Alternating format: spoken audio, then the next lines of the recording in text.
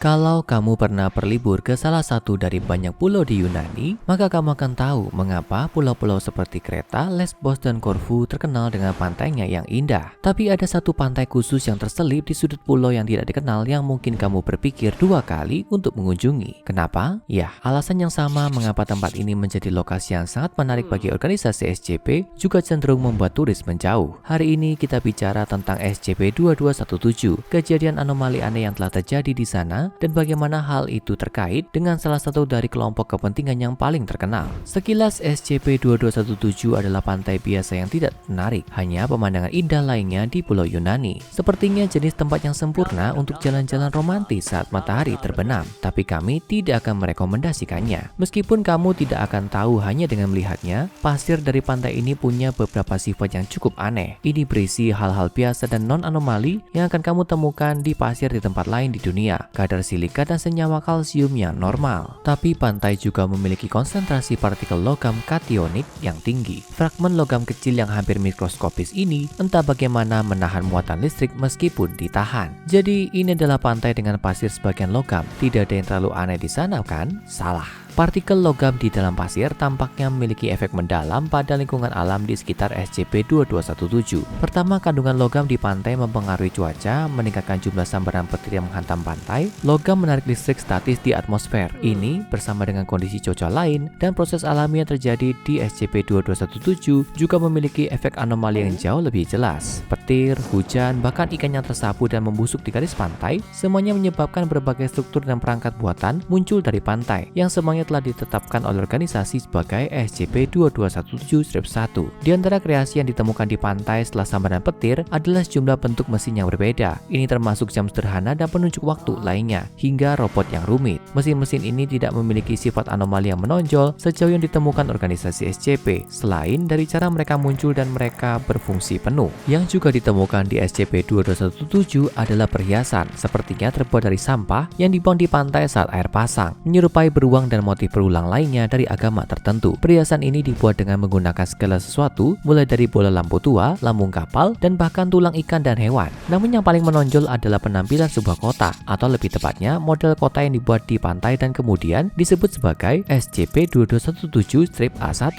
Ada tepi yang terletak di SCP-2217, dan jika seseorang berenang melalui pintu masuk bawah air, mereka akan menemukan diri mereka berada di dalam gua. Di sana entah bagaimana diukir oleh erosi pasang surut batu. Adalah rekreasi kota Yunani kuno, meskipun fitur model geografis tampaknya menyerupai daerah dekat Danau Baikal di Siberia Selatan. Kota ini memiliki lebih banyak ikonografi agama yang sama dengan perhiasan yang sering ditemukan di pantai. Tapi agama yang mana? Yang sama yang menganggap SCP-2217 sebagai lokasi suci yang penting, gereja dewa perusak. Sekarang ada beberapa konteks penting untuk diperhatikan. Bagi siapa saja yang tidak tahu, gereja dewa perusak adalah organisasi keagamaan yang telah organisasi SCP temui beberapa kali selama bertahun-tahun. Anggota gereja memiliki keyakinan bahwa biologis, kehidupan berdasarkan daging pada dasarnya salah, keji, bahkan jahat. Agama ini memuja mekanisasi, proses membuat sesuatu atau seseorang lebih mekanis di alam. Menurut kepercayaan gereja, ada dua dewa, Yaldabaoth dan Mekane, yang menciptakan umat manusia bersama-sama. Yaldabaoth adalah dewa kedagingan dan insting hewan yang memberikan tubuh manusia. Sementara itu, dewa mesin dan intelek Mekane memberkati manusia dengan kekuatan pikiran bebas. Saat umat manusia mengembangkan peradabannya dengan membangun mesin, Yaldabaoth menjadi marah karena mereka mengabaikan insting yang dia berikan kepada mereka. Dia berusaha untuk menghancurkan ciptaan manusia dalam upaya untuk mengembalikannya ke binatang yang dia inginkan. Seperti yang dikatakan legenda gereja, Mekane bertindak sebagai penyelamat umat manusia dan berusaha mati-matian untuk menghentikan Yaldabaoth. Dewa mesin menghancurkan dirinya sendiri, mengubah tubuhnya menjadi beberapa bagian untuk membentuk sangkar bagi sesama dewa. Fragmen Mekane menghujani planet bumi. Sekarang gereja dewa perusak percaya bahwa adalah tugas mereka untuk memulihkan bagian-bagian yang hilang ini dan menyatukan kembali penyelamat mereka. Di dalam agama dari gereja dewa perusak terdapat faksi pecahan yang memisahkan diri dari gereja utama. Kelompok ini disebut sebagai gereja rusak. Adalah orang-orang yang sangat menghargai SCP-2217, menganggapnya sebagai tempat suci. Menurut sepotong kitab suci dari agama mereka, gereja rusak percaya bahwa pantai itu adalah bengkel Mekane. Kitab Ritus menggambarkan legenda seorang anak laki-laki yang melihat ke laut bersama keluarganya dan melihat hujan api turun di pantai, dikirim oleh Tuhan atau Mekane ke gereja. Mekane rupanya menyatakan bahwa pantai adalah bengkelnya, di mana dia membuat banyak keajaiban. Petir adalah paluku, bumi paronku, pasir logamku. Mekane menjelaskan kepada bocah itu, begitulah cerita legendanya, dan mengundang anak itu ke bengkelnya. Dewa perusak menjatuhkan palunya kepada bocah itu, tapi bukannya membunuhnya, namun menandainya sebagai agama pertama yang dianut oleh gereja rusak sekarang. Pada tahun 2014, organisasi SCP mencatat gempa bumi yang terjadi di SCP-2217 dengan goa yang berisi model kota Yunani kuno di pusat gempa, mengirim probe robot ke dalam gua untuk menilai kerusakan hanya untuk menemukan perubahan mengejutkan yang telah terjadi. Untuk pertama kalinya ada sejumlah sosok humanoid yang terlihat di dalam SCP-2217-A1 dan lebih buruk lagi mereka diserang. Di dalam kota model apa yang tampak seperti sejumlah individu yang terinfeksi SCP-610 sedang mengobrak-abrik bangunan, melahap dan menginfeksi sosok humanoid lainnya. Juga dikenal sebagai daging yang benci, SCP-610 adalah penyakit kulit yang menular. Biasanya ditularkan melalui kontak langsung dari kulit ke kulit dan siapapun yang terinfeksi akan mengalami mutasi mengerikan yang mengubahnya menjadi monster yang berdaging dan tidak manusiawi. Makhluk yang terinfeksi ini akan menyerang dan menginfeksi siapapun di sekitar yang tidak juga membawa SCP-610. Menariknya, penyakit ini pertama kali ditemukan di area kecil di Siberia, tidak berbeda dengan area yang mirip dengan model SCP-2217-A1.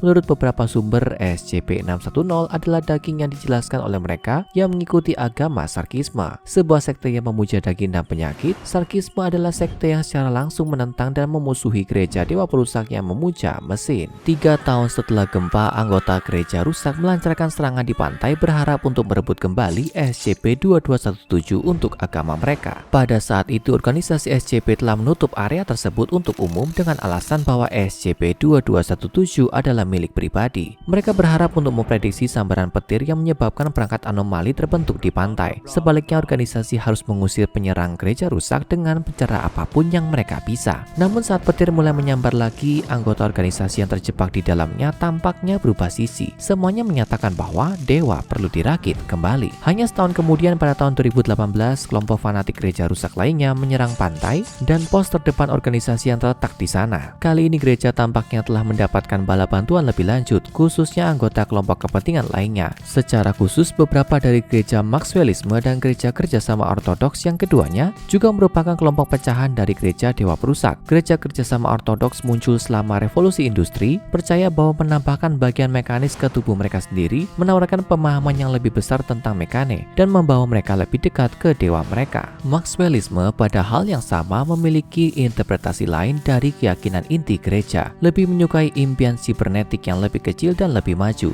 Gereja Maxwellisme berusaha memodifikasi otak mereka untuk menjadi kesadaran kolektif dan berkomunikasi dengan mekane. Meskipun banyak permusuhan yang sudah ada sebelumnya di antara 3 kelompok pecahan inti gereja, mereka berhasil menangkap SCP-2217. Ketiga faksi mengirim pesan video ke organisasi menyatakan pentingnya misi mereka. Oh, pembongkar yang menyebut diri mereka organisasi. Untuk apa organisasimu itu? Jika Anda adalah organisasi untuk kehidupan, maka Anda akan membiarkan kami menjaga tanah ini, karena daging akan datang dan hanya kita yang bisa menghentikannya. Kita harus segera menyatukan kembali dewa kita, atau kalian semua akan binasa. Dan sekarang saatnya, jika Anda adalah organisasi untuk kehidupan, Anda tidak akan membiarkan ini terjadi. Anda akan membiarkan kami mengalahkan daging. Beberapa pesan lagi dikirim ke organisasi menuntut pembebasan berbagai SCP dengan koneksi ke dewa perusak, karena mungkin ada ratusan keping yang dibutuhkan untuk membangun kembali mekane sehingga dia bisa memimpin gereja menuju kemenangan dan mengalahkan Yaldabaoth. Sejumlah bagian ini kebetulan adalah SCP yang dikatalogkan yang diketahui organisasi atau ditahan olehnya. Ini termasuk SCP-882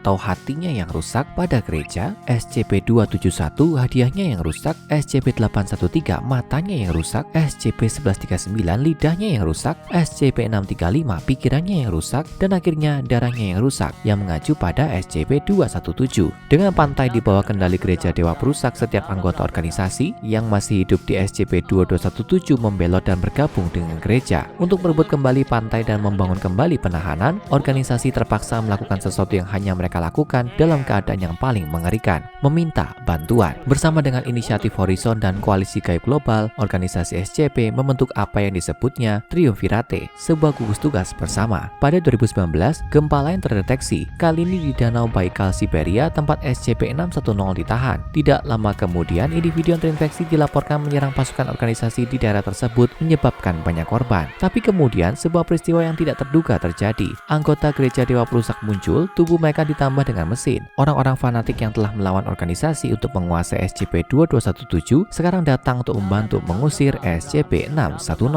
Menurut mereka, Dewa atau lebih tepatnya Mekane telah menyuruh mereka datang untuk membantu organisasi. Menggunakan pelepasan listrik skala besar, tiruan penularan SCP-610 telah diberantas. Tapi pelepasan ini tampaknya berasal dari pulau yang sama di mana SCP-2217 ditemukan. Menyusul insiden ini, Robert Bumaru, pemimpin gereja rusak, mengirim pesan video kepada para pemimpin Triumvirate, termasuk Dewan O5, Direktur Koalisi Gaib Global, dan Pengadilan Inisiatif Horizon. Dalam pesannya, Bumaru menyatakan, "Ini belum terlambat, kau tahu? Ini juga dunia kita. Kami ingin daging berakhir, dan kami dapat membantu Anda. Kita bisa saling membantu. Datanglah ke Paron, kita akan bicara, dan kita bisa menyelamatkan dunia ini." Gereja Dewa Perusak, kelompok pecahannya yang bersatu untuk mengambil SCP-2217 untuk agama mereka, sekarang memperluas cabang Zaitun ke organisasi dan sekutunya, semuanya atas nama melindungi dunia. Tak lama setelah itu, organisasi, Koalisi Gaib Global, dan Inisiatif Horizon mulai bekerja sama dengan Gereja Dewa Perusak untuk mempersiapkan skenario tingkat XK, mengambil alih kendali pantai SCP-2217 untuk saat ini. Organisasi bermaksud untuk mencabut pengaturan saat ini setelah skenario berbahaya telah dihindari. Tapi mungkin bengkel Mekane akan terbukti penting dalam menyusun kembali dewa yang rusak dan menyelamatkan umat manusia jika Yalda Baoth pernah kembali untuk membalaskan dendamnya yang mengerikan. Sekarang tonton SCP-001 Dewa Perusak Siklus Ouroboros dan SCP-5094 Sekolah Witch Kids Miss C untuk SCP berteknologi lainnya.